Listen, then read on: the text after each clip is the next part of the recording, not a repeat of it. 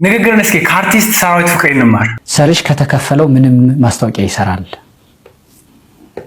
ይሄው ነው ጥያቄው። ታዲያ የሚገርም አይደለም። ከተከፈለው ምንም ነገር ይሰራል አይደለም። ከፍዬህ ከቢሮ ላስወጣህ እችላለሁ ላልሰራልህ ካላመንኩበት። በአጭሩ መልስ ነው። መርጬ ነው የምሰራው።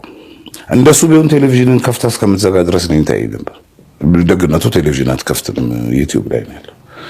እና እኔ መርጬ ነው የምሰራው።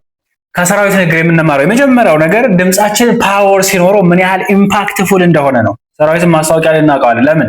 ድምፁ ሬዞናንስ አለውና መልእክቱን አጉልቶ ማሳየት ይችላል። እኛም በሆነ መንገድ ማጋባት እንችላለን። ሁለተኛ አካላዊ እንዲሁም የንግግሩ እርጋታ መልእክቱን ቀስ ብለን ማዳመጥ፣ መስማት፣ መረዳት እንድንችል ያግዘናል።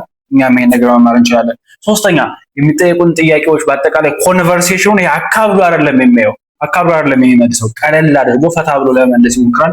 እሱ ኮሚኒኬሽን ላይ እጅግ በጣም ማተር የሚያደርግ ጉዳይ ነው። እናንተ ቀጣይ ሪቪው እንዳደረግላችሁ የምትፈልጉት ሰው ካለ ስሙን ኮሜንት ላይ ጻፉ።